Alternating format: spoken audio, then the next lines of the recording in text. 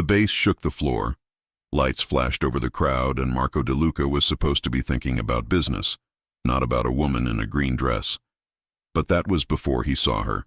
From the VIP balcony, he had the whole nightclub under him. The bar, the booths, the dance floor full of bodies and drinks and noise. He was there for a meeting, for a signature and a handshake that would change the flow of money through the city. Instead, his eyes locked on one point in the sea of people. She was in the middle of the dance floor, surrounded by two friends. The dress she wore was green, tight to her curves, covered in sequins that caught the light every time she moved. She laughed at something her friend said, head thrown slightly back, hair brushing her shoulders. Marco lost the last line of the conversation happening at his table. "Boss?" one of his men said, waiting for his answer. Marco blinked once, then looked back at his right-hand man, Ryan. "Repeat that," Marco said. Ryan followed his gaze for a second and noticed the woman in green, but he was smart enough not to comment. He went back to the numbers, the offer on the table, the split of territory. Marco listened, gave a few short answers, and closed the deal in less than 10 minutes. It was clean, efficient, the way he liked it. But his mind kept drifting back to the dance floor. When the meeting ended, the other man shook his hand with nervous respect and left with his bodyguards. Ryan stayed, watching his boss lean on the balcony railing, dark eyes fixed on the same spot. "Want me to check something?" Ryan asked. Marco did not answer. He watched as the woman turned in the crowd, the green sequins catching blue and purple lights. Her friends were loud, carefree. She moved with them, not like someone dancing to be watched, but like someone who actually liked the music. He noticed little things. She kept her drink close to her chest in the crowd. When a drunk guy passed too near, she stepped back and frowned, and her friend pulled her to the other side. She was careful, alert, not naive. Marco felt something he had not felt in a long time. Curiosity. "Who is she?" he murmured. Ryan heard it anyway. "I can find out." Marco straightened and adjusted the cuffs of his black shirt. "No," he said. "Not yet." He left the balcony and walked down the private stairs that led to the side of the dance floor. People moved out of his way without even realizing why. It was not just the broad shoulders or the tailored black shirt rolled to his forearms. It was the way he walked through a room like he owned the floor under every footstep. He stepped into the crowd, ignoring the looks, the hands that reached out to touch him, the smiles that followed him. He had seen that all his life. Women leaning toward him, not away. Men avoiding his eyes. But she did not see him coming. Not at first. He stopped a few steps away, watching her with a focus that made the rest of the club blur. Up close, she was even more striking, light catching the warm tone of her skin, a soft glow of highlighter on her cheekbones, lips painted in a deeper color that matched the confidence in her posture. Marco waited for the right moment, for a beat in the song when her friends turned to each other, when she was just a little bit free from the circle they made.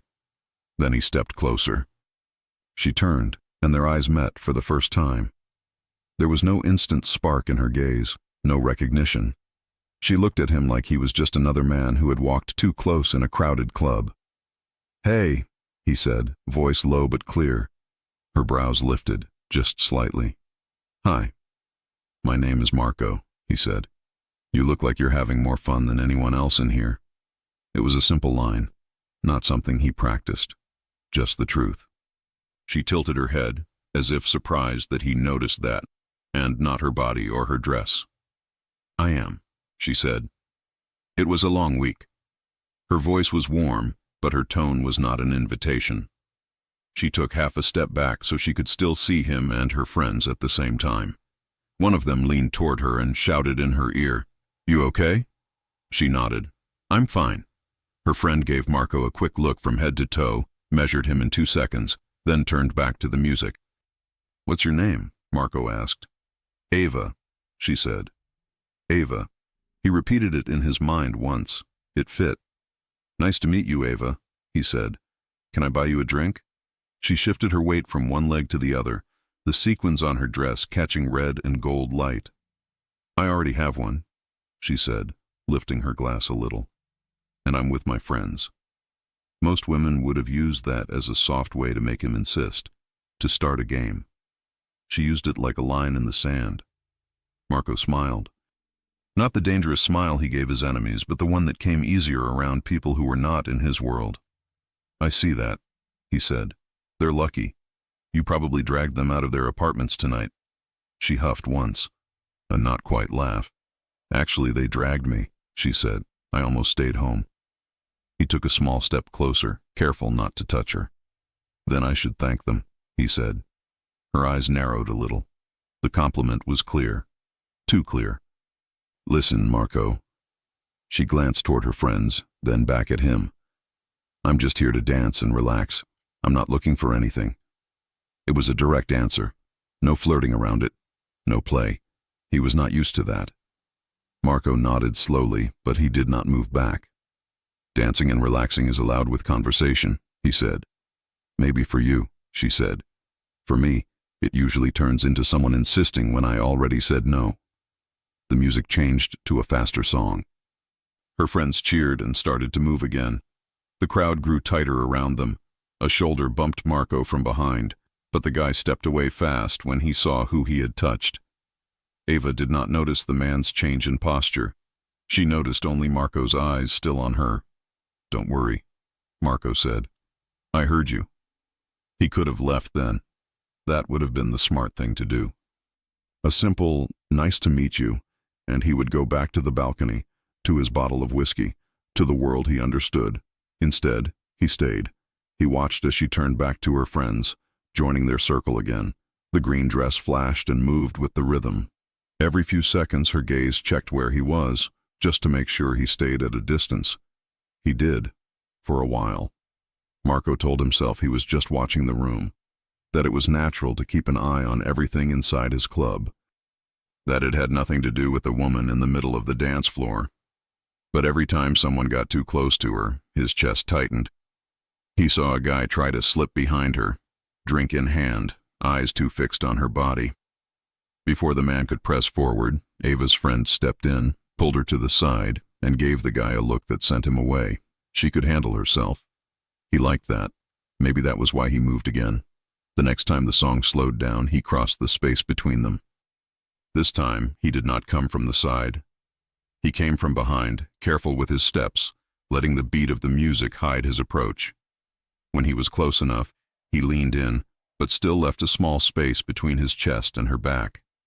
I meant what I said. He spoke near her ear. You stand out down here. She stiffened, then turned fast. Her hand came up, pressing against his chest to push him back. He had barely lifted his hand, fingers reaching toward her face, when her eyes hardened. Don't, she said. The word cut through the music. Marco froze. He looked down at her hand on his chest. She was not shaking. She was not nervous. She was simply done. I told you I'm not interested, she said, raising her voice just enough for him to hear over the music. I came to dance, not to be touched by a stranger who won't listen. Around them, the crowd shifted. A few people noticed the tension. One of her friends moved closer, ready to step between them if she needed help. No one had ever put a hand on him like that in the middle of his own club, in front of his people, and told him no so clearly. Marco felt Ryan's eyes on him from the edge of the floor. His men were always near when he was in public. They waited for a signal, any sign that their boss wanted them to step in. He gave them nothing. Instead, he took a slow step back, hands where she could see them. You're right, he said simply. I didn't listen. Her chest moved up and down with each fast breath. The lights washed her face in blue, then pink, then gold. Her jaw was tight, but there was no fear in her eyes, only anger. And something else. Disappointment. I don't care who you are, Ava said. I said no. Respect that. A small, sharp sentence. It landed harder than he expected.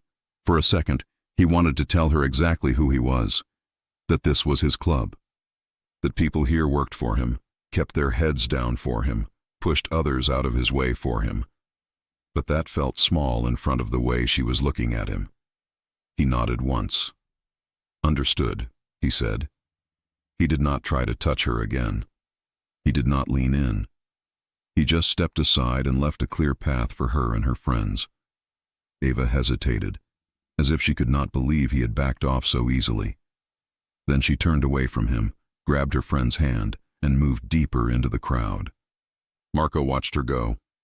Ryan appeared at his side a moment later. "You want me to have security remove her?" Ryan asked quietly. "Or him?" He jerked his chin toward a man who was staring at Ava from the bar. Marco's eyes narrowed. His first instinct was control, to move pieces around the board until he felt safe, until no one could get near what had caught his attention. But she had just told him she did not want anyone doing that. "No," Marco said. "No one touches her." "No one touches her, friends. Just make sure nobody bothers them." "So we do watch her," Ryan said. Marco ignored the comment.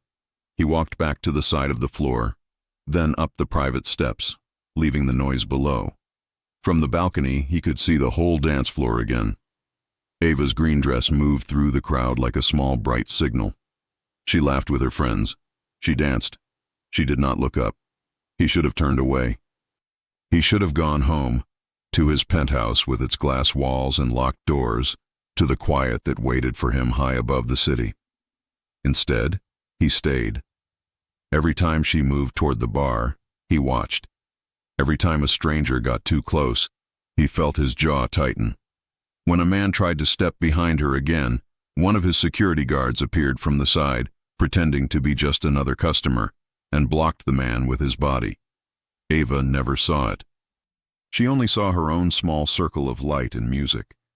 Near the end of the night, she and her friends finally left the dance floor.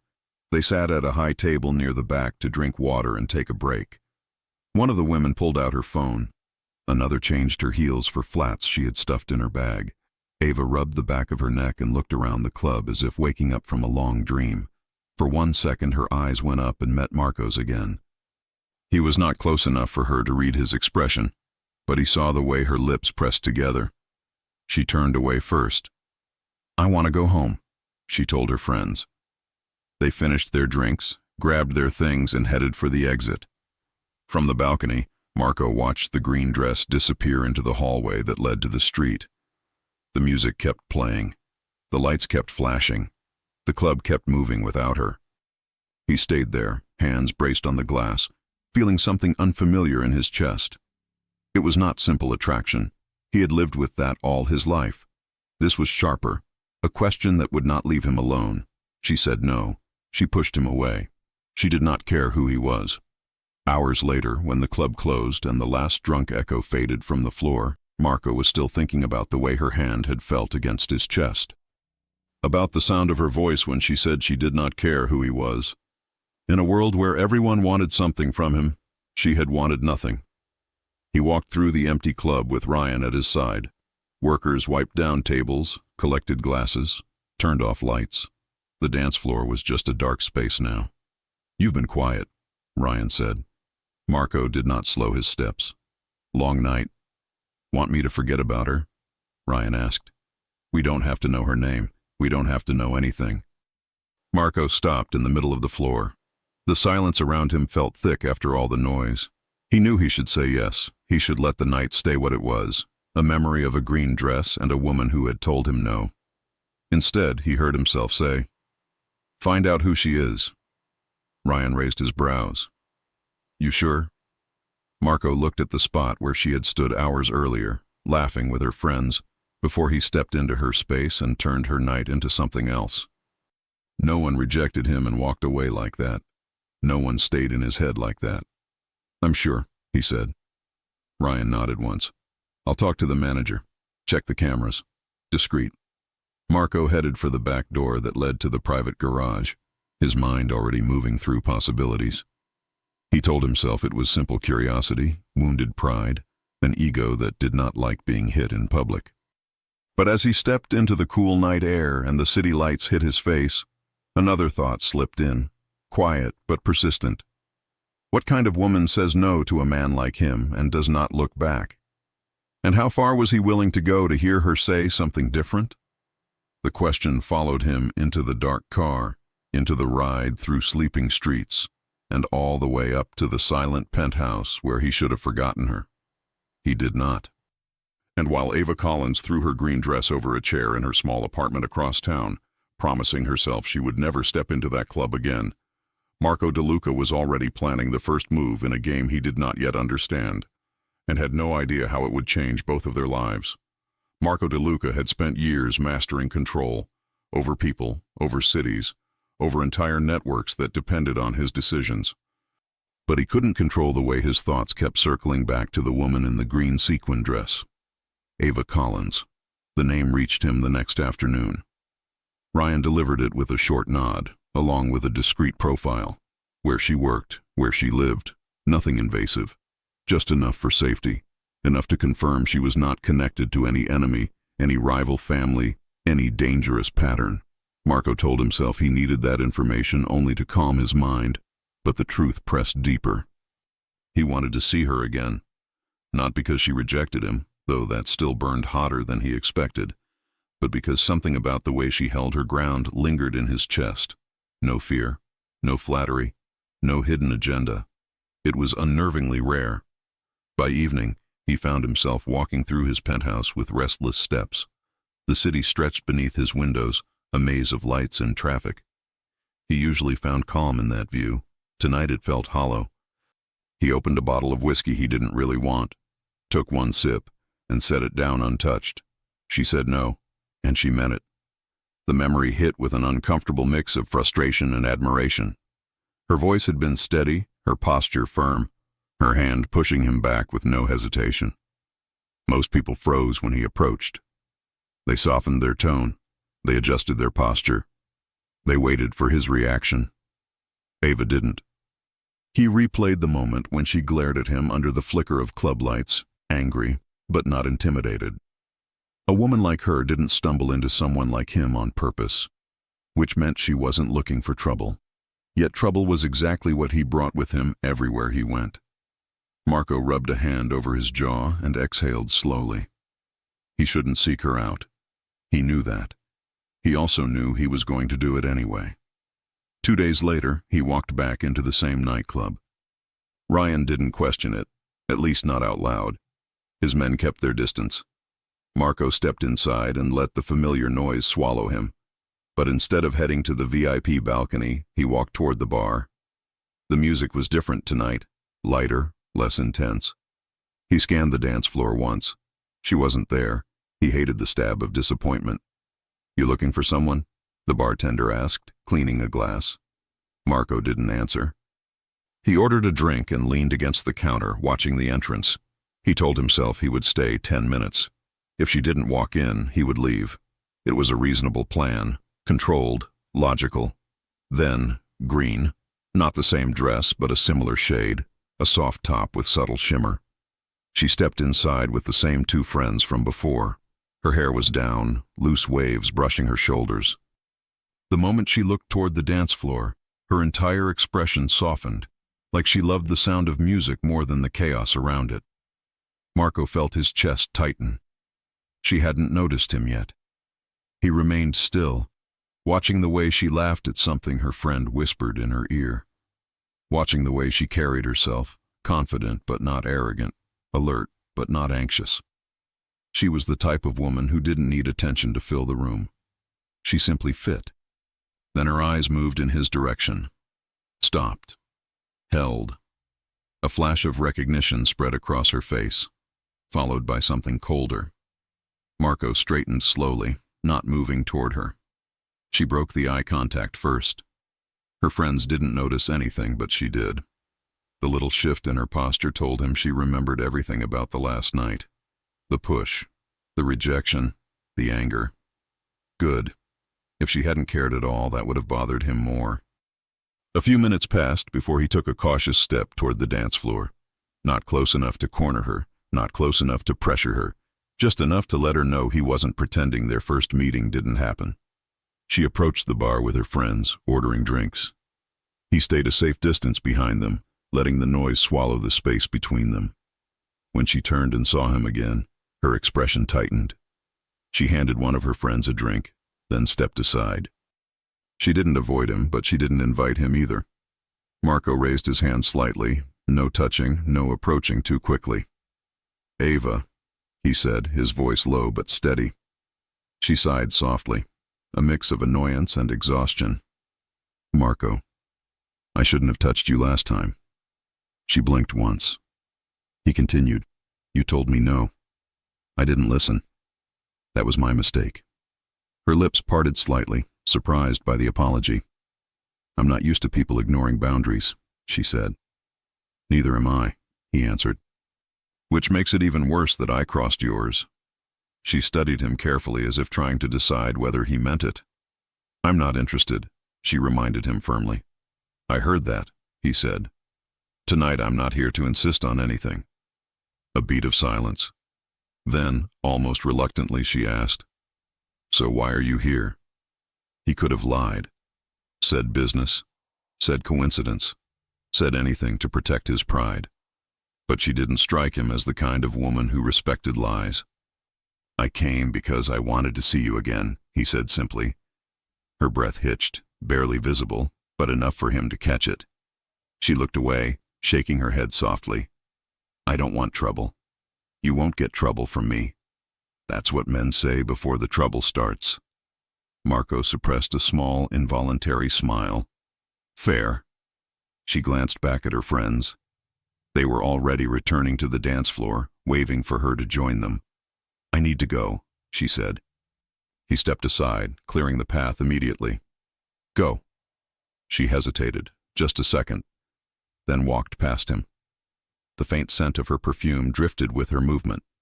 Soft, fresh, not overly sweet. It stayed with him long after she walked away. From the distance, he watched her join her friends again. She danced, but she kept checking the corners of the room, maybe subconsciously searching for him, maybe making sure he wasn't too close. He kept his distance, but he never lost sight of her. And that was when he saw it. A man, tall, slightly drunk, cut through the crowd with too much focus. His eyes tracked Ava, not the group. He made a straight line toward her, weaving between bodies with bad intentions written in the way he leaned forward. Ryan appeared at Marco's side. You want me to? No. Marco's hand lifted slightly. Wait. Ava turned at the last second, noticing the man's approach. Her expression dropped. Annoyance, not fear. She stepped back, but the man stepped forward, slurring something she couldn't hear over the music. Her friend tried to pull her aside, but his hand reached toward her arm. Marco was already moving.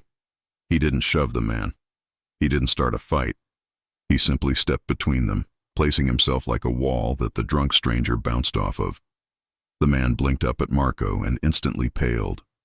Sorry, man, I didn't know. Marco didn't speak. He didn't need to. The stranger backed away fast, disappearing into the crowd. Ava stared at him, breath unsteady. You said you wouldn't cause trouble, she said carefully. I didn't, Marco replied. He did. I could have handled him. I know, he said, and he meant it. But you shouldn't have to. Her lips parted slightly, something flickering in her eyes. Annoyance mixed with something warmer she didn't want to admit. Marco. He leaned in just enough for her to hear him over the music, but he didn't touch her. I'm not asking for anything, he said quietly. Not a drink, not a dance, not a chance. I just want to make sure you're okay. Her heartbeat visibly softened in her chest. Not because she wanted him, not yet, but because he wasn't pushing this time. He was simply there, protective, not possessive, present, not overwhelming, maybe even trying. You don't even know me, she said. I'm trying to, Marco answered. Her breath caught again, faint, but real. Before she could say anything else, her friends called her name, forcing her to turn. She looked back at Marco once more, eyes conflicted. Then she walked away, and Marco let her go. But when she reached the edge of the dance floor, she glanced over her shoulder, only for a second, only long enough for him to see the beginning of something shifting inside her. Curiosity, interest, a question she wasn't ready to say out loud. Marco exhaled slowly, feeling the weight of something new forming between them. Slow, fragile, but impossible to ignore. Ryan stepped beside him. Boss? Marco's eyes stayed on Ava. We're not done. And just as he said it, a new figure slipped into the club's entrance. Someone Marco recognized instantly. Someone from his world. Someone who should never be near Ava. Ryan stiffened. That's not good. Marco's jaw clenched. Ava hadn't seen the man yet. But if she did, things would change faster than she was ready for. Marco moved one step forward, instinct tightening his chest. Whatever happened next, he would not let danger reach her. Not now, not ever. And that truth scared him more than any rival ever had. The moment Marco saw the man walk into the club, a man from his world, from the wrong side of his business, he felt every muscle tighten. This wasn't coincidence. This wasn't casual. And it definitely wasn't safe. The man's name was Donovan Price. He didn't belong anywhere near Ava. Marco didn't move immediately. He watched Donovan scan the crowd with a slow, assessing stare, as if searching for someone specific. His hands curled at his sides, but he forced himself to stay still.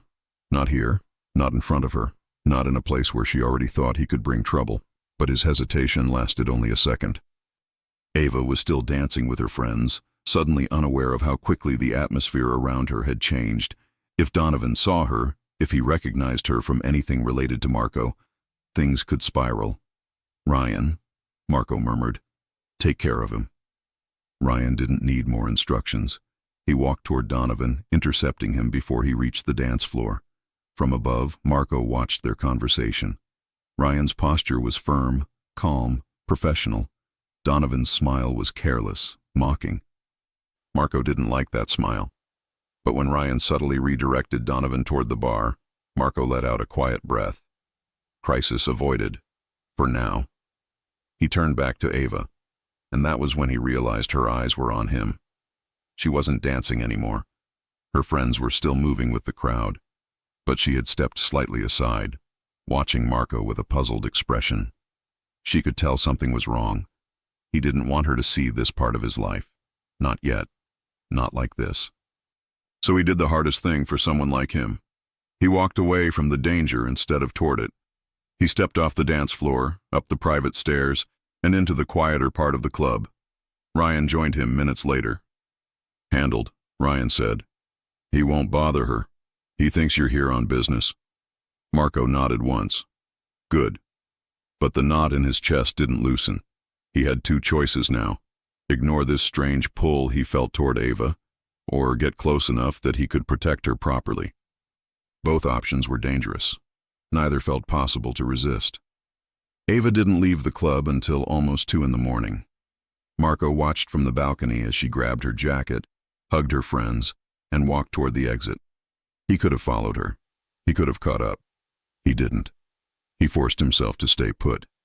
He didn't want her to think he was waiting in the shadows like some kind of stalker. The last thing he wanted was to scare her. But when she stepped outside and a group of drunk men staggered near her, he moved so fast Ryan didn't have time to say his name. Marco stopped just inside the doorway, hidden enough not to interrupt her night, close enough to intervene if needed. Ava noticed the men, gave them a look that said she wanted no conversation, and crossed the street quickly. Her friends followed, laughing loudly, unaware of the tension around them. Only when she reached her rideshare and got inside safely did Marco let himself breathe. He stayed there, watching the car drive away into the bright city night. Ryan leaned against the doorway beside him. Boss, you're doing the opposite of ignoring her. Marco didn't deny it. The next morning, Ava woke up with sore feet and a faint headache. She spent half an hour scrolling through her camera roll, laughing at the blurry photos her friends had taken. She remembered dancing. She remembered the near argument with the drunk stranger. She remembered Marco, his apology, his calm voice, the way he stepped between her and the man without touching her, the way he looked at her as if he wanted to know her, not control her. She didn't trust him, but she didn't fear him either, and that was confusing. She spent the rest of the day trying not to think about him. She organized her apartment, went grocery shopping, even met a friend for lunch. None of it worked. That night, while she folded her laundry, her phone buzzed. Unknown number. Hi, it's Marco. If this is a bad time, I'll try later. Ava froze. She shouldn't answer. She absolutely shouldn't. But she also remembered the way he had backed away without argument, the way his voice had softened when she said she wasn't interested, the way he protected her without making it a performance. So she typed, Ava, how did you get my number? The reply came fast. Marco, through the club's security. They owed me a favor. You can block me if you want. That annoyed her, but it also made sense. He hadn't lied. He hadn't sugarcoated it. Ava, you can't just do that. Marco, you're right. I won't do it again. She stared at the message, surprised. Then another came. Marco, I want to apologize properly. Not in a club. Not with music over our heads. Her heart tapped against her ribs. Ava, for what? Marco, for crossing a line, and for looking at you like I owned the moment. She swallowed. His honesty made it harder to stay angry. He wrote again, Marco, let me make it right. Coffee, somewhere public. You choose the place, the time, the table.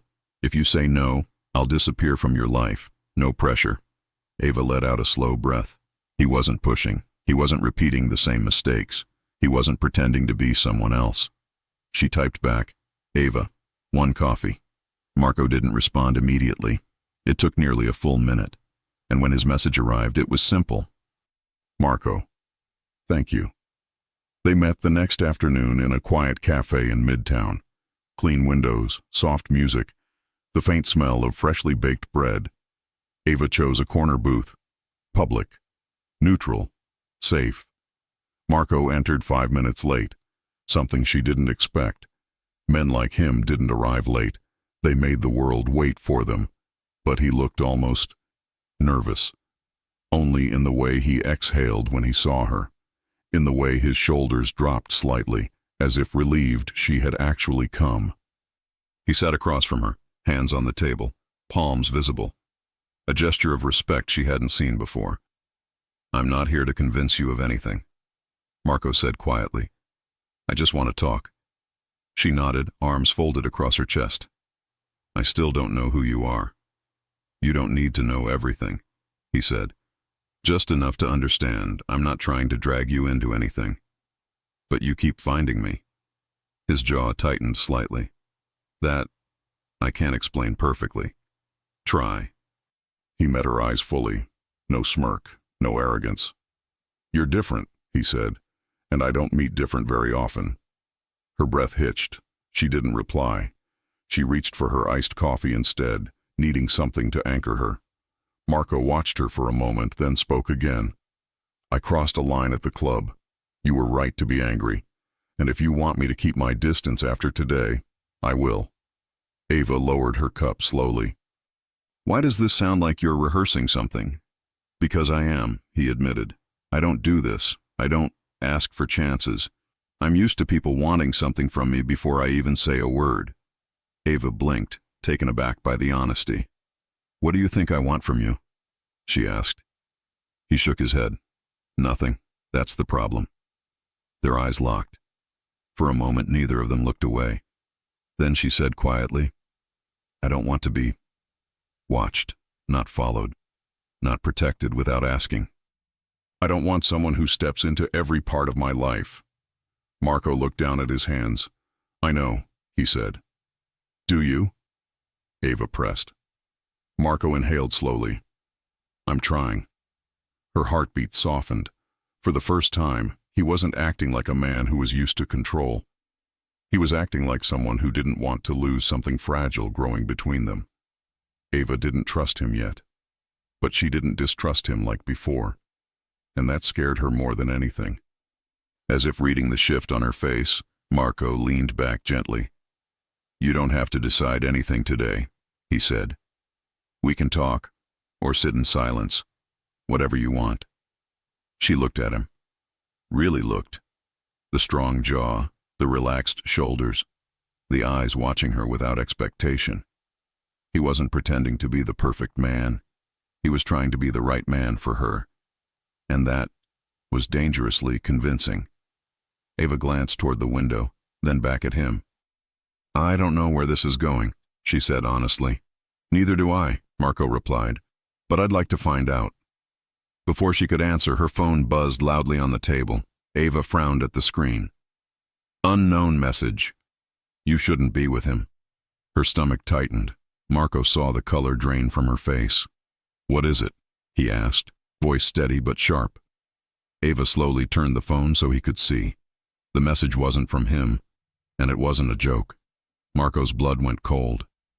Someone else was watching her, someone who knew about them, someone who took the first shot before Marco could protect her properly. Ava's voice trembled slightly. Marco, what is happening? Marco didn't look away from the phone. He already knew one thing for certain. Whoever sent that message wasn't going to stop. And that was how their slow, fragile connection turned into something Marco would burn the entire city to protect. Marco stared at the message on Ava's phone long enough for the ice in his drink to melt. You shouldn't be with him. The words were simple. The meaning wasn't. Ava's fingers tightened around the edge of the table. The cafe around them kept moving. People ordering, spoons clinking, quiet conversations floating by. But inside that little corner booth, everything felt too sharp, too focused. Marco, she said quietly. What is this? He forced his jaw to unclench before he answered. I don't know, he said, but I'm going to find out. That's not very comforting. I'm not going to lie to you, he replied. Whoever sent that is either trying to scare you or pull you away from me. She searched his face as if she could read the truth behind his eyes. Can anyone just get my number now? She asked. Because someone knows where I am, who I'm with. Her voice was steady, but he heard the unease underneath it. Marco held out his hand. Can I see your phone? She hesitated, then unlocked it and handed it to him. He read the message again, then checked the number. No name, no history, just a long string of digits that meant nothing on its own. He passed the phone back. Don't answer it, he said. Don't delete it either. So that's it? She asked. Don't answer, don't delete. Pretend it didn't happen. No. His tone stayed calm, but there was a firmer edge now. I'm going to have my people trace it, quietly. Your people. Ava let out a breath. Right. I keep forgetting you're not just some guy from a club. I never said I was just some guy, he answered. I said I don't want to drag you into anything. And yet, here we are. He looked straight at her. We're here because someone else decided to involve you. Her heart kicked a little faster at that. Not because of the threat, but because he sounded more protective than possessive this time. Is this because of what you do? She asked. Is this connected to your own world? He didn't look away. It might be, he said. I have enemies. People who don't like my decisions. People who would rather see me isolated, easier to corner. If they know I care about something, or someone, they might try to use that. Her pulse jumped at the word care, even though she knew he wasn't saying it lightly. So this is a warning, she asked. Stay away from Marco. Or a test, he said, to see how I react. Well, they're doing a good job because I'm uncomfortable. I know. He leaned forward slightly. I'm not going to tell you what to feel. If you walk away now, I'll understand. But if you stay, he paused, choosing his words carefully. If you stay, I will do everything I can to keep you safe, and I will be honest with you, even when the truth is ugly. Ava sat back, letting that sink in. You keep saying stay like I'm already with you, she said. We had one night in a club and one coffee. You don't know me. He nodded once. You're right.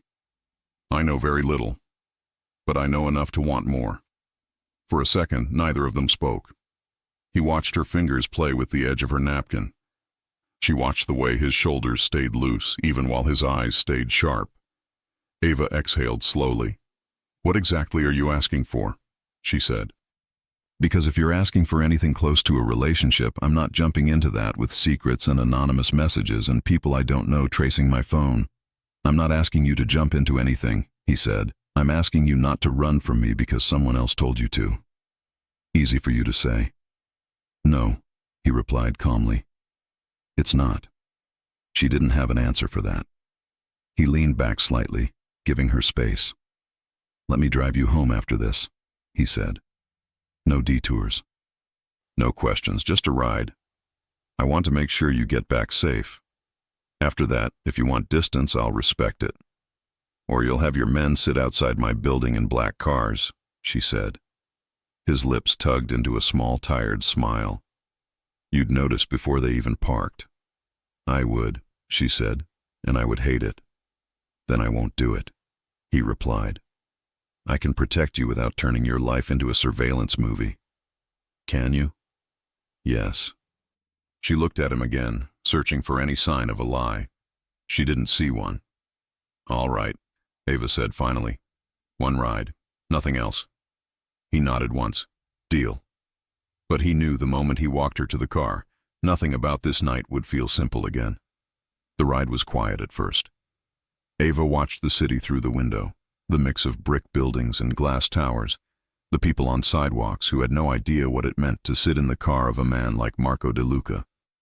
She had Googled his last name once just out of curiosity. She hadn't found much, nothing obvious, nothing that screamed what he refused to say out loud. But she wasn't stupid. Power like his didn't come from nothing. Does anyone ever tell you no? She asked suddenly. He glanced at her from the driver's seat. Now they do. That's not an answer. It's the only one I have for that question. She sighed softly. I said I don't want to be dragged into your world. And I heard you, he said. But it keeps leaking into my phone, my nights out, my coffee. That part, he admitted, is on me. He stopped at a red light. The glow washed the interior of the car in soft color.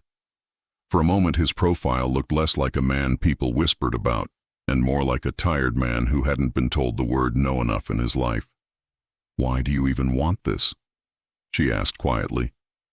You don't need complications. You could be with someone who already accepts whatever comes with you. You mean someone who doesn't ask questions, he said. Something like that. I don't want that, he answered. I've had that. It never lasts. It's like building something on a floor that might crack. This is cracking too, she said, holding up her phone. You see that, right? Yes, he said.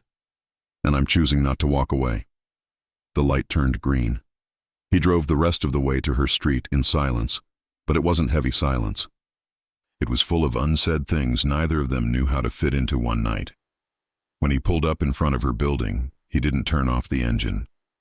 He looked at the entrance, then at the dark corners of the block, then back at her. Will you do something for me? He asked. If it's move in with me or quit your job, the answer is no, she said. His mouth curved slightly. Noted. And no, it's smaller than that. She waited. Share your location with Ryan, he said. Just with him. No one else. He's the one I trust with. Everything. If anything feels off, if someone sends more messages, if you see something strange near your building, I want him to know where you are. I want to reach you before they do. She frowned. That sounds a lot like being monitored. It's a safety net, he said simply. You can turn it off any time. I won't ask. I won't check if you did. But I'll sleep better if I know that if you need help, we're not guessing which part of the city you're in. Ava hesitated. Being watched was her biggest fear. Being unprotected was a close second. She opened her phone, scrolled, and then silently handed it to him. Show me how, she said. His fingers brushed hers for half a second before he pulled away. He guided her through the settings, saved Ryan's number, and gave the phone back. You're in control, he said. You share. You stop sharing.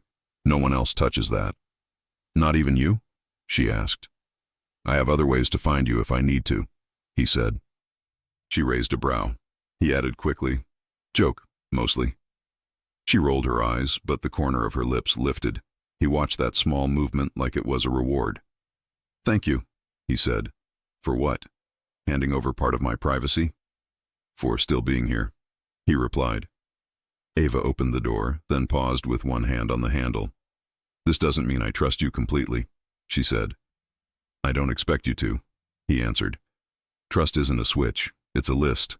I plan to fill it.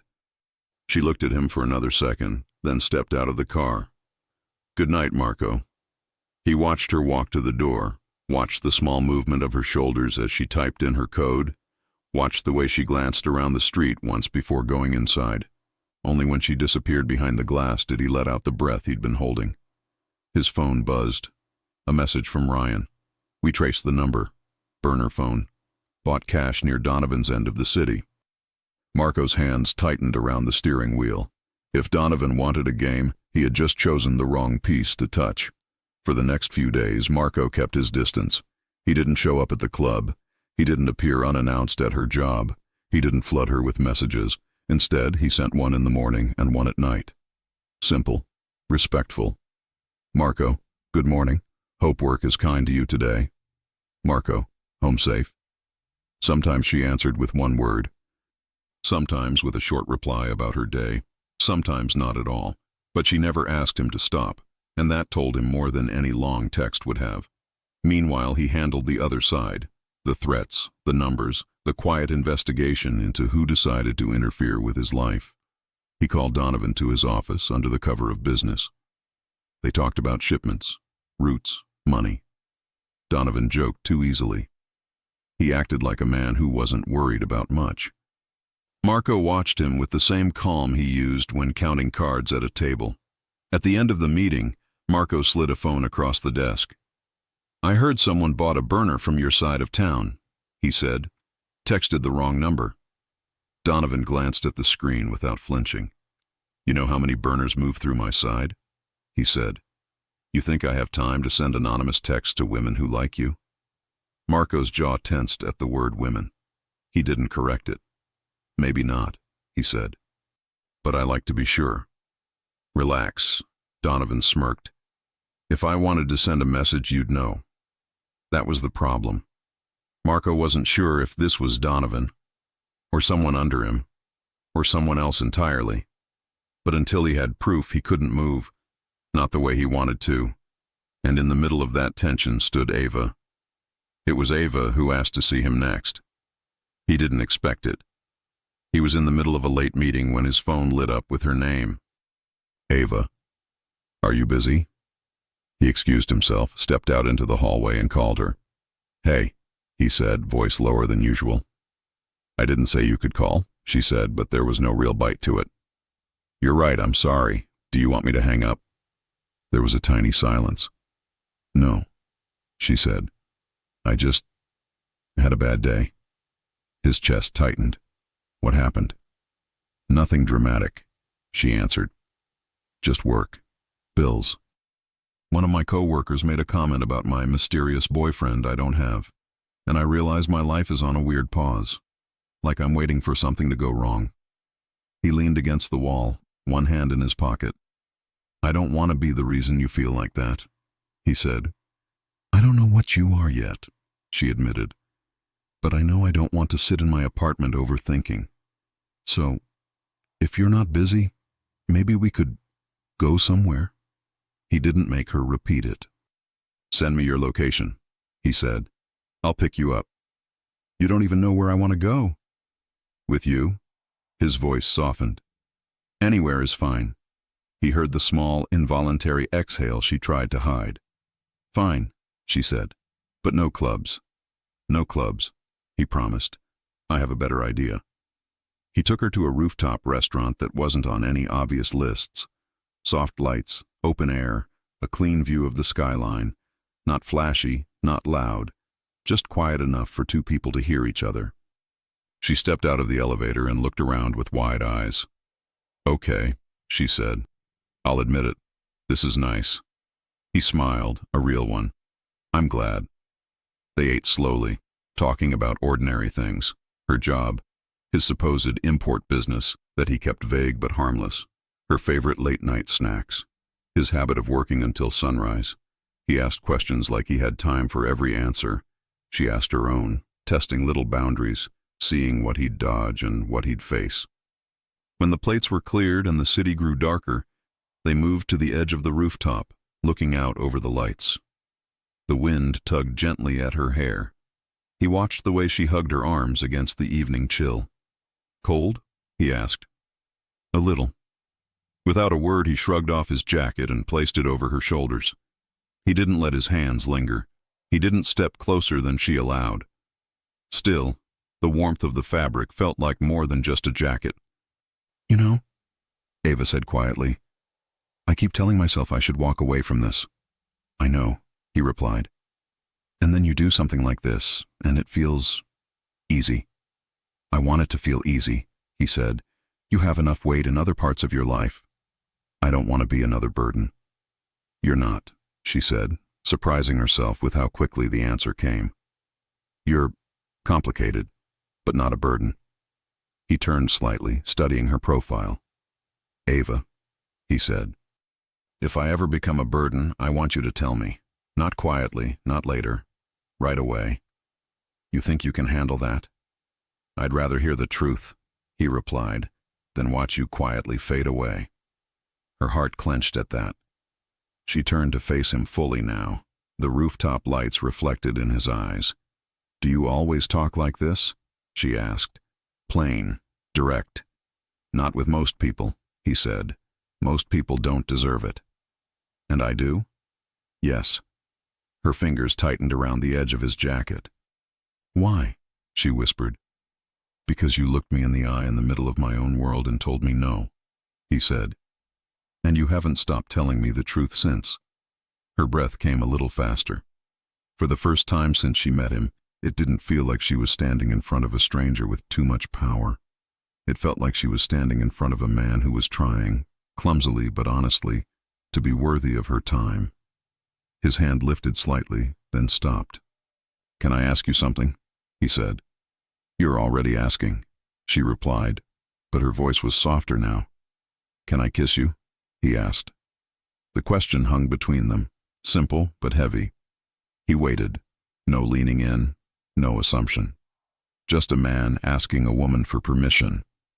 Ava's heart pounded, not from fear, from everything else. Yes, she said. He stepped closer slowly, one hand sliding around her waist but not pulling. Just resting, warm and solid. His other hand hovered near her face, close enough for her to feel the heat of his palm, not close enough to trap. He waited for her to close the distance. She did. Their lips met in a kiss that wasn't rushed. It wasn't desperate. It was steady, deliberate, like he wanted her to feel every part of it and nothing else. Her fingers curled into his shirt. His breath deepened, but he kept his control. When he pulled back, he rested his forehead lightly against hers. Tell me if this ever feels wrong, he murmured. She swallowed. It doesn't. Good, he said, because I haven't wanted something this badly in a long time. She smiled, small and honest. The moment felt almost normal, almost simple, almost like two people on a rooftop learning how to fall for each other in a city that never noticed. Until her phone buzzed again. She stiffened. He felt it. Answer it, he said quietly. She stepped back, pulled the phone from her pocket, and looked at the screen. No name. Same unknown number. Unknown. He doesn't belong in your life. Her stomach dropped. She lifted her eyes to his. Same number. His face hardened, not with anger at her, but with cold focus. Give it to me, he said. She handed it over without arguing this time. He stared at the words, then typed a reply before she could stop him. Marco. She decides who belongs in her life, not you. He hit send. Ava's pulse rushed. Was that smart? She asked. No, Marco said. It was honest. The 3 dots blinked on the screen. Both of them watched. A new message appeared. Unknown. Then you should tell her who you really are. The rooftop felt smaller. Ava looked at him slowly. Who are you, Marco? He held her gaze. The time for half-truths had just ended. And if he didn't answer now, he knew he might lose the one person who ever made him want to be more than a name people whispered in the dark. Ava didn't speak for several seconds after the message lit up Marco's phone. Then you should tell her who you really are. The rooftop restaurant suddenly felt too quiet. The soft music in the background was distant, and the skyline lights felt colder than they should. Marco didn't look away from her. Not even once. He had promised honesty, and now the moment had come. Ava, he said slowly, before anything else, you need to know one thing. I've never lied to you. Not once. That doesn't mean you told me the whole truth, she said softly. No, he admitted. It doesn't. She crossed her arms, her fingers gripping the sleeves of his jacket still draped around her shoulders. So tell me, she said. Right now. He exhaled, steady and controlled. I'm part of a powerful family in New York, a complicated one. I handle business that doesn't always appear clean from the outside. That's vague, Marco. It's as direct as I can say it without dragging you deeper. Ava held his gaze. You're not just part of it. You're the head of it. He didn't respond immediately, but silence was an answer. Ava's breath trembled. So it's true. The rumors. Your reputation. Everything I tried to tell myself wasn't real. Marco stepped closer, but he didn't touch her. It's not like the movies, he said. I don't run around hurting people or throwing threats like confetti. I built a system, one that keeps chaos out of this city more than it causes it. You're still a Mafia boss. He winced at the word, not because she said it wrong, but because he heard disappointment behind it. I am, he said quietly. But I don't want that to define what I can be with you. She ran a hand through her hair, overwhelmed and trying not to show it. Marco, this is huge. I'm not prepared for this kind of truth. Neither was I, he said softly. Until you. Her chest tightened. He continued. I've never brought anyone into my life like this. Never let anyone question me, tell me no, or push me back. I don't want you to be part of the dangerous side. I want... He stopped himself. What do you want? She asked gently. Marco swallowed, and when he looked at her, the honesty in his eyes was enough to shake her. Something normal, he said. Something real. Something I never had before. Ava's heart clenched painfully, but before she could answer, his phone buzzed again. He looked down. A new message. Same number. Unknown. Check her building entrance. Right now. Ava froze. Marco, what does that mean? He didn't reply. He grabbed her hand. Come with me. The drive back to her building was fast but controlled. Marco didn't break laws, not tonight, but his tension filled every inch of the car. Ava stayed silent, watching him with worry instead of fear. When they reached her block, he slowed the car and scanned the street carefully. At first, Ava saw nothing. Just her building, the steps. A street lamp flickering, a delivery guy across the road, a car idling too long near the corner. Marco's hand tightened around the steering wheel. He parked. Stay here, he said. No, she replied immediately. You're not leaving me alone in this car with someone threatening both of us. Ava. No. He looked at her, and she saw something she hadn't seen before. Not dominance, not possessiveness, something close to fear. Not for himself, for her. He opened his door. All right, stay behind me. Ava followed, staying close. They walked toward the entrance of her building. Everything looked normal, until they reached the door. Her nameplate, small, metal, next to the buzzer, had been scratched. Not randomly, deep, deliberate scratches forming an X. Ava's breath caught. Marco. He stepped in front of her instantly, blocking her view, but she pushed past him. Who would do this? She whispered. Someone who wants to intimidate, Marco said. Not hurt. If they wanted danger, they wouldn't announce themselves. That's supposed to make me feel better? No, he said gently. It's supposed to tell you this isn't your fault. This is someone trying to get my attention, not yours. She turned to him, eyes tightening. Then why drag me into it? That's exactly what I'm trying to prevent. His phone buzzed again. He swore under his breath and lifted it. Unknown. She deserved the truth. Now she knows what loving you costs. Ava read the message over his shoulder and stepped back. Loving you? She echoed. We're not. Marco grabbed her arm gently. That's them trying to control the narrative. Don't let them. Her heartbeat was fast and uneven. She pointed at the door. They were here, at my home, Yes, Marco said, voice calm but firm. And they won't be again. How can you be sure? Because I'm going to fix this, he said. Tonight. Marco. He cupped her face with both hands. Soft. Careful. His thumbs rested near her jawline like she might break if he moved too fast. You are not a pawn in this, he said. You are not leverage. You are not their message board. Her breath shakily escaped. You shouldn't touch me right now, she whispered. I'm overwhelmed. He pulled his hands back immediately. Sorry. She didn't move away, though. Just inhaled, steadying herself. I need a minute. I need to think. Marco nodded. Take your time. And you're not leaving, she said. I wasn't planning to. She searched his face again. You're too calm. Because panic won't help you, he said. But action will. What are you going to do? She asked. He didn't answer immediately. Instead, he walked to her car door and opened it. Get inside, he said gently.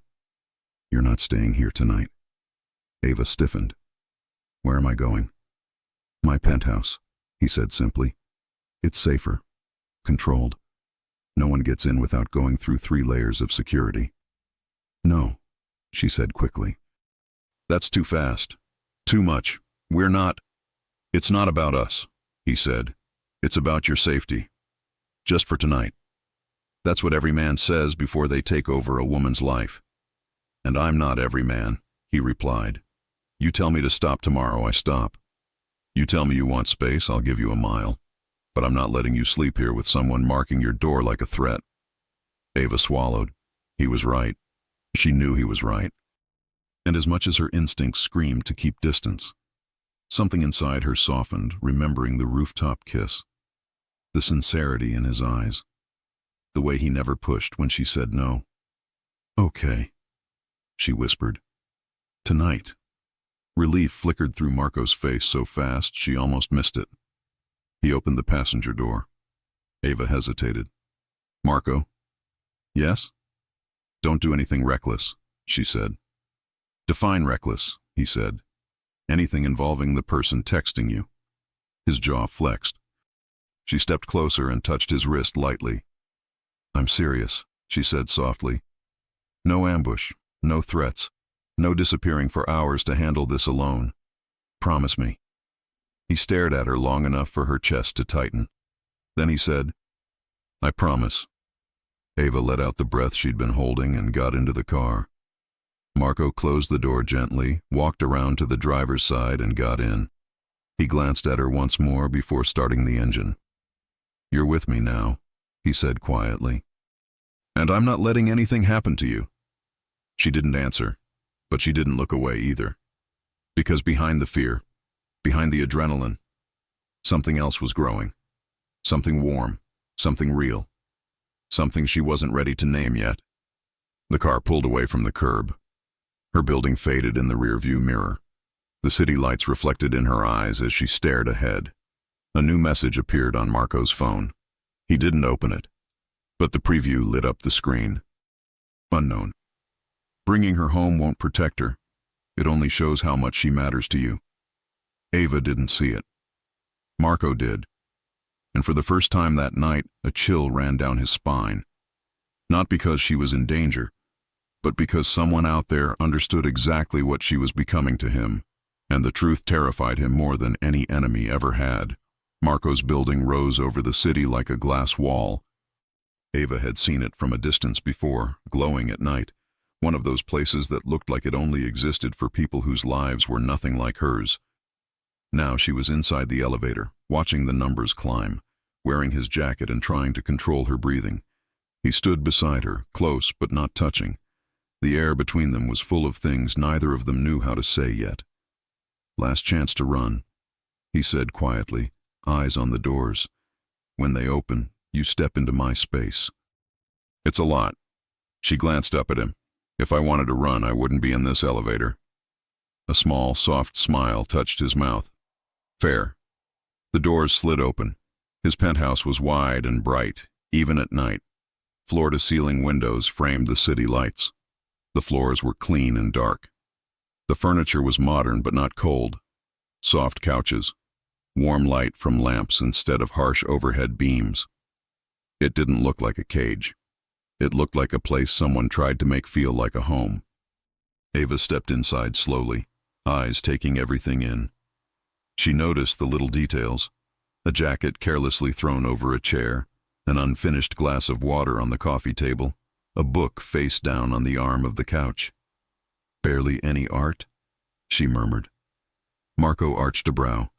"That's your first note." "You have all this wall and nothing on it," she said, walking closer to a bare space. "It looks expensive, but lonely." He watched her move with a strange feeling in his chest. "It wasn't supposed to be lonely," he said. "It just ended up that way." She turned to him. "And now?" "Now it has you in it," he said simply. "So by definition, it's less lonely." Her heart stumbled a little. "Careful," she said. "You talk like that and I might forget I'm mad about the door thing." "You're allowed to be mad," he replied. "I'm furious." "Furious enough to break your promise?" she asked. He shook his head. "No, I told you I wouldn't do anything reckless. I meant it. I'll handle this smart." She searched his face, then nodded once. "Okay," she said softly. "So what happens now?" "Now," he said, "you eat something, take a hot shower, and try to sleep. You've had a long day. I'll have my men sweep your building again and pull the security footage. And I'll stay out here. You can have the guest room." "Guest room," she repeated. "How many women have you said that to?" "None," he said without hesitation. "You're the first person who has stayed here for something that isn't a business meeting. I'm still figuring out the guest ritual." She studied him for a second longer, then believed him. "Show me," she said. He led her down a short hallway. The guest room was simple but comfortable. A large bed with clean white sheets, a soft rug, a chair in the corner, a door that connected to a private bathroom with a huge shower and folded towels. Ava stepped inside and touched the edge of the bed. "This is bigger than my entire apartment," she muttered. "You're exaggerating," he said. "Barely." He leaned against the doorframe, giving her space. "There are cameras in the common areas of the building," he said. "Not in here. No surveillance inside the bedrooms or bathrooms. I don't watch people sleep." "That's good," she said, "because that would be creepy." He gave a short laugh. "Agreed." Her expression softened. "Thank you. For bringing me here. For not turning this into something else." "Ava," he said, his tone low and sincere, "I brought you here to keep you safe, not to use your fear as an excuse to cross lines. If at any point you feel uncomfortable, you tell me. I stop. No questions. No games." Her chest warmed at that. "I believe you," she said quietly. He nodded once, then pushed off the frame. "I'll get you something to wear," he said. "And food. Marco?" He paused in the hall and looked back. "Yes?" "I don't want to be alone while I eat," she admitted. "Not tonight." "Then you won't be," he said. "We'll eat in the living room. After that, you decide how much company you want." He found one of his soft black t-shirts and a pair of clean joggers and left them folded on the bed. She smiled a little when she saw them. His clothes looked huge on her, but the fabric felt warm and safe. The hot shower helped. The water washed away the sweat from the club, the rooftop chill, the cold feeling from seeing her scratched nameplate. By the time she stepped out and slipped into his clothes, her body felt a little calmer. Her mind, not so much. When she walked back into the living room, he was in the kitchen area, sleeves rolled up, moving with efficient motions. "You cook?" she asked, surprised. "I feed myself," he corrected. Cooking might be a strong word. Still, the smell of garlic and butter filled the space. He slid a plate onto the counter, a simple dish of pasta with grilled chicken and vegetables, nothing fancy, but fresh and warm. "I was expecting takeout from some fancy place," she said. "Most fancy places close earlier than my appetite," he replied. "Sit." They ate at the large kitchen island, side by side, the city window spreading out in front of them. For a few minutes, they just ate. No heavy conversation, No talk about threats or unknown numbers. Just two people sharing food after an intense night. This is good, she said between bites. I have witnesses, he said. My men argue over who gets the leftovers sometimes. You cook for them too? Sometimes, when we work late. When I want them to remember they work with a person, not a name on a door. She chewed slowly, thinking about that. You keep surprising me, she said. I hope in the right direction. So far, she said. We'll see. He smiled slightly, then grew serious again. Ryan has someone checking the footage near your building, he said. We'll know more by tomorrow. And if it's someone you know, she asked. Then I will deal with them, he said, without involving you, without drama, quietly. You always say quietly like you're trying to convince yourself, she said softly.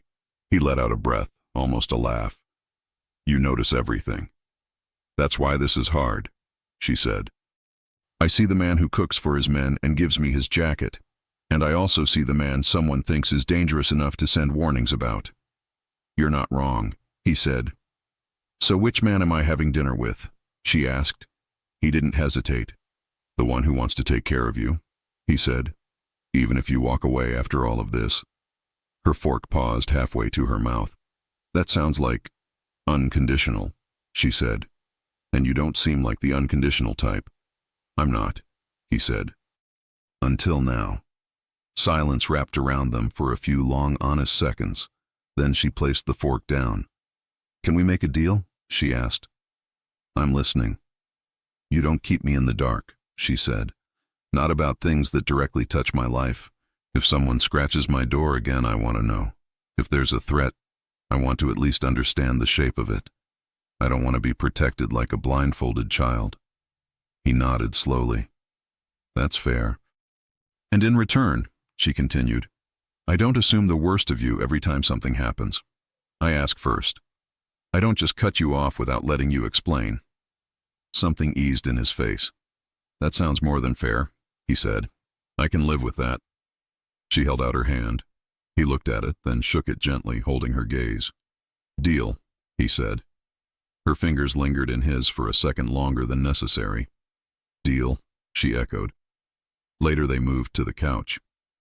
He handed her a soft blanket, then sat on the other end, giving her space while still staying nearby. The TV was on, low, playing some late-night movie neither of them really watched. It was just background, something normal in a night that was anything but. At one point she shifted and pulled her legs up, wrapping the blanket tighter around herself. You're tired, he said. I'm wired, she corrected. My body is tired. My brain is loud. He turned slightly to face her. Talk to me. About what? Whatever is loud. She hesitated, then shrugged. I keep seeing that X on my door. I keep hearing that line. Now she knows what loving you costs. I don't even know if I, feel that. But someone thinks they can define what I feel before I even get there. His jaw tightened. They don't get to write that story for you. She met his eyes. And you don't either. He nodded. Agreed. Good, she said softly. Because if any of this is going to be real, I need to know I still have choices. You do, he said. Even if my choice is to leave, she tested. He swallowed once, but his answer was steady. Yes, that can't be easy to say. It's not, he admitted. But wanting you here doesn't mean owning you. It means hoping you stay, and respecting you if you don't. Something in her chest loosened at that. She shifted closer without fully realizing it. You know what's strange, she said. I should be more afraid right now. Someone scratched my door. Someone is sending messages. I'm in a Mafia boss's penthouse, wearing his clothes, sitting on his couch. When you say it like that, he said, it sounds worse than it feels. She laughed softly. Exactly. It doesn't feel like a crime movie. It feels like, I don't know, like I stumbled into the middle of someone else's big messy life. And I'm not sure I hate being here, she admitted. His breath caught, almost imperceptibly. Come here, he said quietly. She looked at him. Only if you want, he added quickly. I just don't like seeing you curl into yourself like that when you've had a day like this. Her body argued with her brain for a full second. Then she moved closer. He lifted his arm, and she slid into the space against his side, her head resting lightly against his shoulder. His arm settled around her, heavy and warm, careful not to hold too tightly. Her body relaxed almost immediately. This is dangerous, she murmured. In what way? He asked. It feels safe, she said. He paused, then pressed a kiss to the top of her head. That's all I want it to feel like, he said. Safe, with me. She closed her eyes. They stayed like that for a long time. No big speeches, no dramatic music, just steady breathing, the faint sound of the TV, the hum of the city below. At some point her hand slid down his chest, fingers resting over his heart. It beat hard and steady under her palm. Marco? She whispered. Yes? If this becomes real, she said, if I really let myself fall for you, you can't use that against me. You can't turn it into a chain. I won't, he said instantly. You say that now. I say that because it's true, he replied. I don't want a prisoner. I want a partner. The word hung in the air between them. Partner, she repeated. Yes. She opened her eyes and tilted her head up to look at him. Then start proving it, she said. How? Let me help, she said. Not with your business. I don't want that, but with this threat. With how we respond. Tell me what you know. Tell me who you suspect. Let me be someone you talk to, not someone you shield from everything. Marco studied her for a long second. You're not a piece on the board, he said. I know, she replied, but I am the person they chose to scare. Ignoring that doesn't make me safer. It just keeps me in the dark. He exhaled slowly. Donovan is my first suspect, he said. He has motive, he has access, and he enjoys mind games more than he should. Does he know about me? She asked. He saw me watching you at the club, Marco said. He knows you matter, even if he doesn't know how much yet. Her pulse jumped. How much do I matter? He didn't look away. Too much, he said simply. Her chest tightened, but not with fear this time. Okay, she said. So what's the plan? Plan A, he said. We find proof. We trace the number, cross it with camera footage, and handle whoever is behind it quietly. We don't answer any more messages. We don't show fear. And Plan B? She asked. There is no Plan B, he said.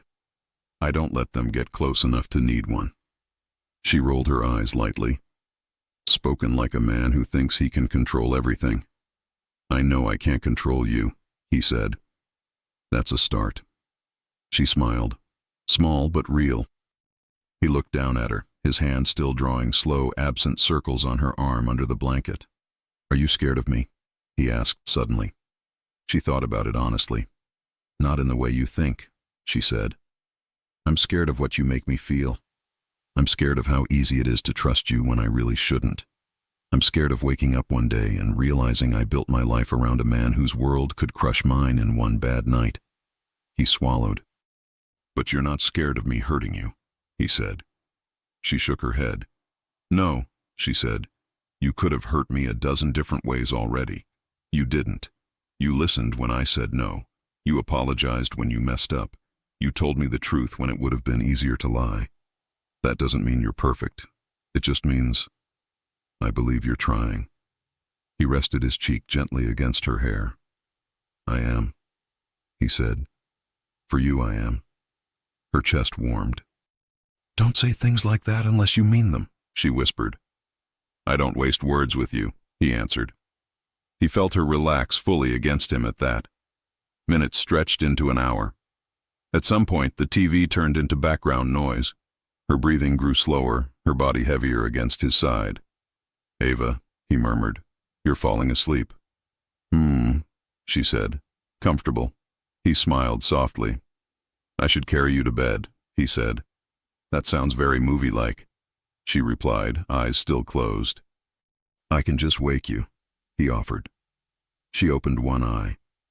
If you carry me to the guest room and don't use it as an excuse to crawl in after, I'll allow it, she said.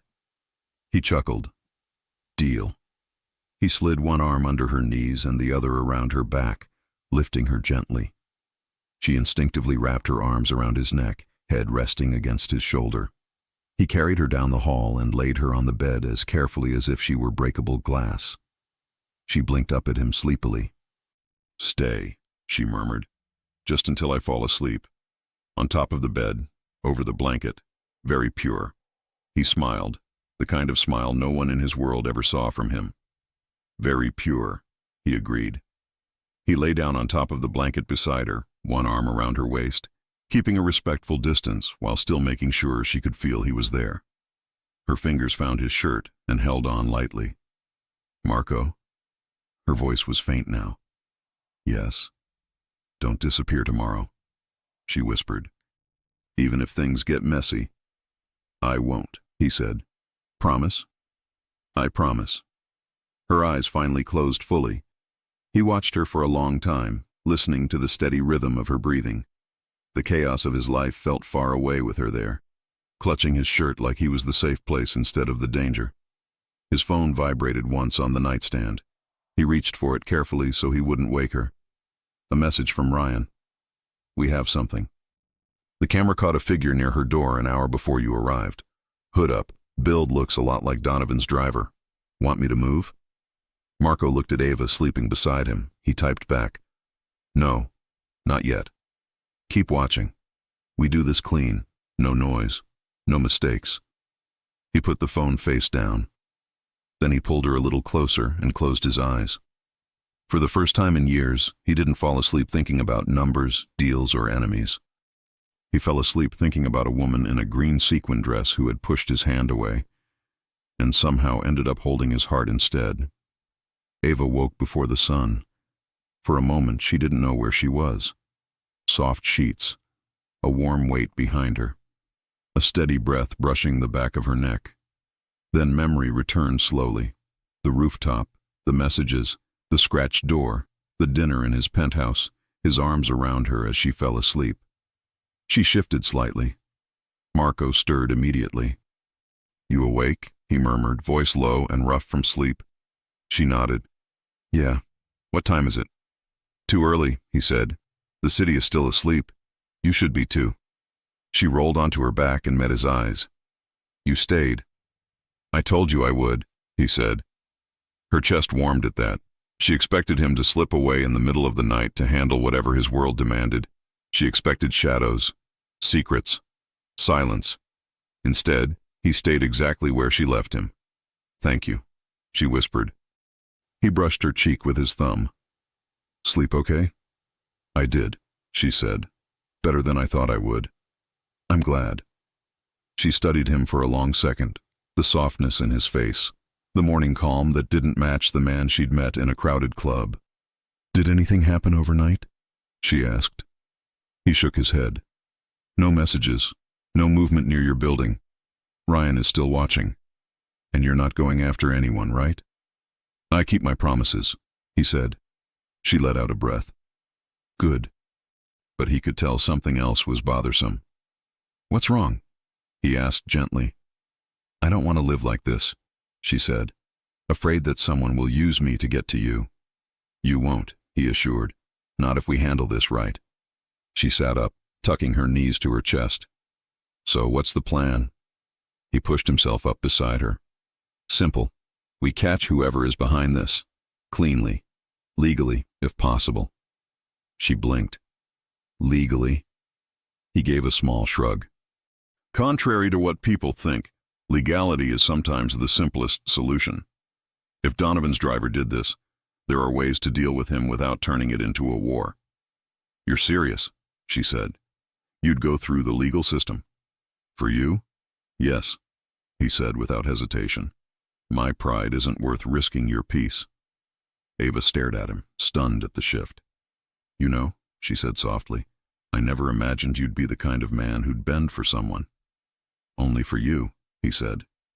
Her heart thudded. Marco, don't. That's not pressure, he added quickly. It's just the truth. She inhaled slowly. Okay, so what do we do first? You go home, he said. Get ready for your day. Ryan will follow discreetly from a distance, not in a way you'll see. Will I see you later? She asked. If you want to, he said.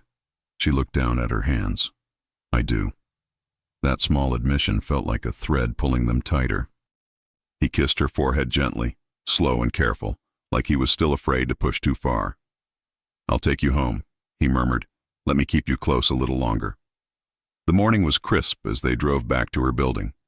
The street looked normal again, quiet, calm, harmless, except for the faint scratch marks still on her nameplate.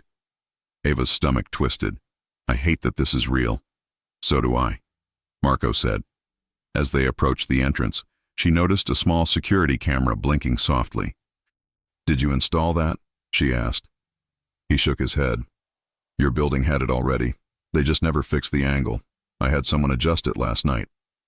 That's allowed? She asked. I asked, he said. The super wasn't going to argue. She wanted to roll her eyes, but a smile slipped out instead. You're impossible. You say that like it's a bad thing. It is, she said, and somehow not. He walked her to her door, hands in his pockets, giving her the space she needed. I'll call you later, he said. Call, she said. Not show up. He smirked. Understood.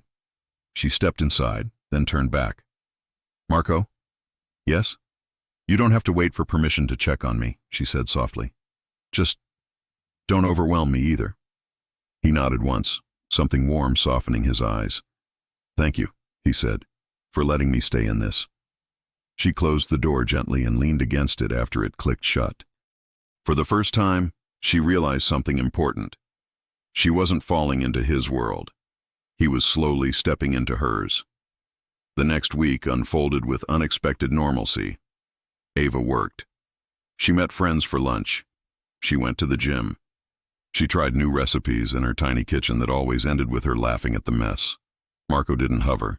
He texted. He called. He asked about her day. He stayed present without suffocating her. They saw each other 3 times. Once for coffee at the same cafe where the messages began. Once for dinner at her favorite place, a small family-owned restaurant he'd never been to. Once for a quiet walk at night along the Hudson, where they held hands without talking much. With every meeting, she saw more of him. More softness, more humor, more sincerity. He listened when she talked. He remembered the little things she said. He noticed when she was tired or stressed and found subtle ways to ease it. And he kept his promise. No reckless moves, no intimidation, no chaos.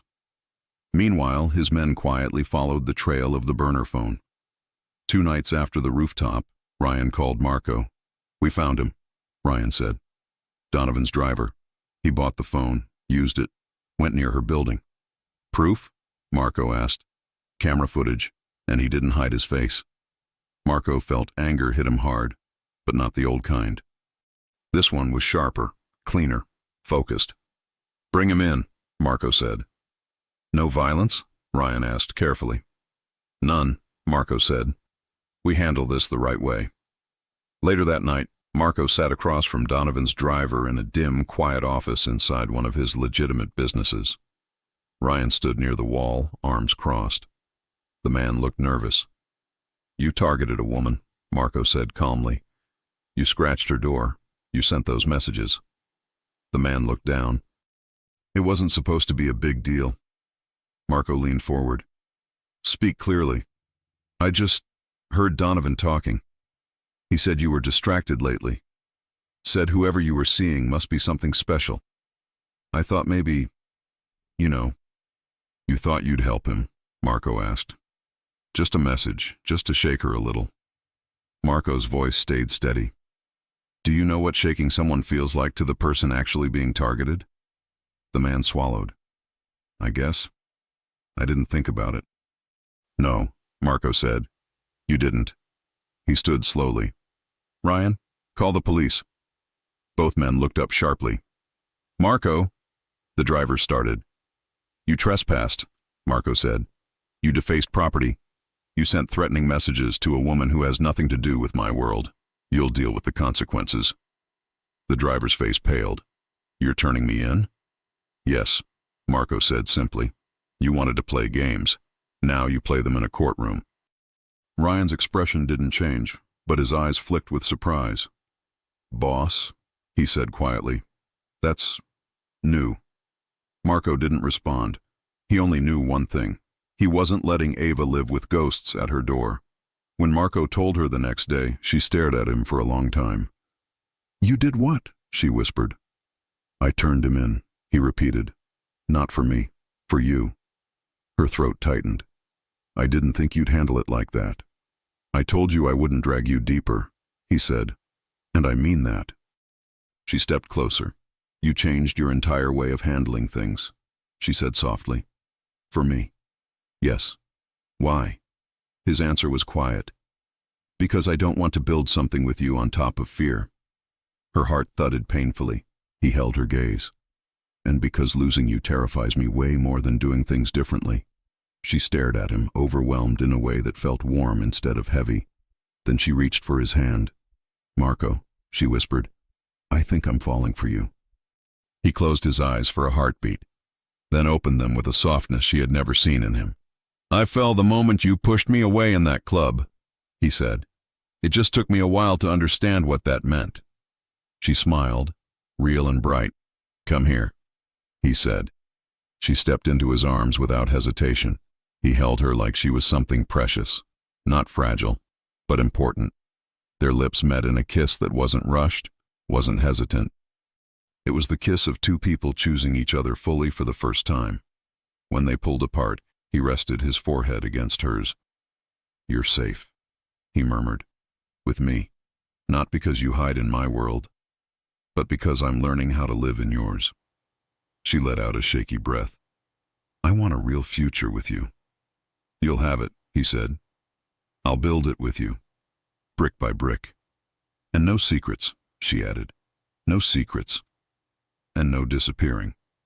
No disappearing, he promised. And you keep cooking for me, he smiled. Absolutely. She laughed softly and leaned into him. For the first time since this entire storm began, Ava felt something settle in her chest, something steady and warm. A future.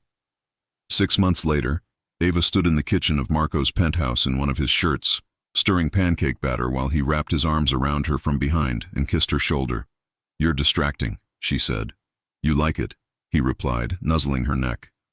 She laughed, leaning back into him. The scratched door on her old building had been replaced. She had moved into Marco's place a month ago. Not because she needed safety, but because they both agreed they didn't want to live apart anymore. Their mornings looked like this now, his arms, her laughter. A kitchen finally used for more than late-night cooking. Do you ever think about that night at the club? She asked. Every day, he said. It changed everything. You mean because I rejected you? Yes, he said. It was the best thing you ever did to me. She smiled and kissed him softly. We're okay, right? She asked quietly. Even with your world, your business, your responsibilities? He touched her cheek gently. My world is safer with you in it. My decisions are smarter. My nights are calmer. I didn't lose anything. I gained something I didn't know I needed. And what's that? She whispered. A partner, he said. Her chest warmed. He kissed her again, slow and loving. And one day, when you want it, maybe more. More? She echoed. A home together, he said. A future, whatever you want. I'm yours. Her eyes softened. Good, because I'm yours too. He lifted her into his arms and carried her to the table where breakfast waited. And the city outside, once cold and distant, felt like theirs now. Together, equal, loved, safe. Ava had walked into a nightclub wanting nothing but fun. She walked out with the heart of the man no one dared to touch. And in the end, the woman in the green sequin dress didn't just make the Mafia boss obsessed. She made him better. She made him hers. If you enjoy stories like this, take a moment to subscribe to the channel. That's how I'll know you truly liked it. Even if you're watching on your TV, grab a second to join this family of fans who love emotional and heartfelt stories. Your support means everything, and it helps us bring you even more tales like this one.